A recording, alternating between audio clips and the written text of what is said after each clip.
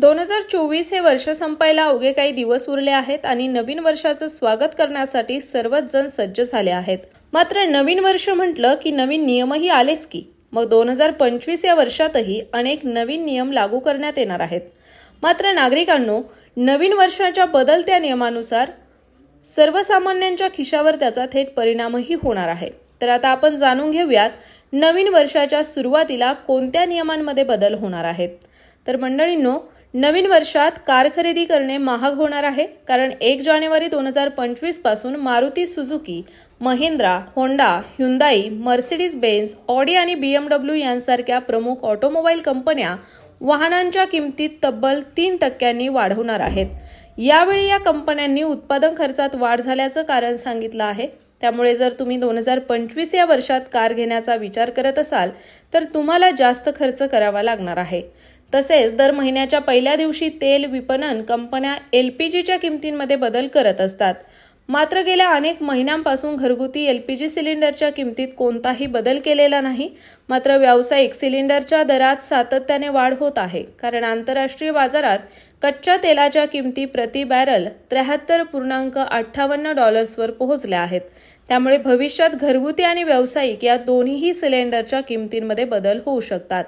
यासोबतच 2025 हे नवीन वर्ष पेन्शनधारकांसाठी दिलासा देणारे आहे, कारण 1 जानेवारी 2025 पासून कर्मचारी भविष्य निर्वाह निधी संघटनेने म्हणजेच EPFOने पेन्शन काढण्याचे नियम खूपच सोपे केले आहेत। आता पेन्शनधारकांना देशातील कोणत्याही बँकेतून पेन्शन अगदी सहजरित्या काढता येणार आहे।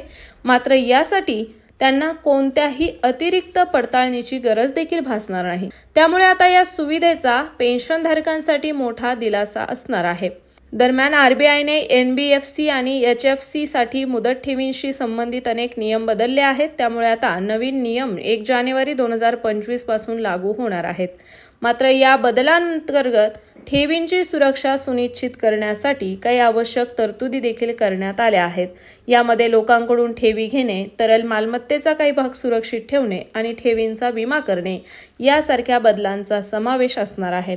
यासोबतच सर्वात शेवटचा महत्त्वाचा बदल म्हणजे रिझर्व्ह बँक ऑफ इंडियाने फीचर फोन वापरकर्त्यांसाठी सुरू करण्यात आलेल्या UPI 123 पे सेवेमध्ये व्यवहार मर्यादा वाढवण्यात आली आहे।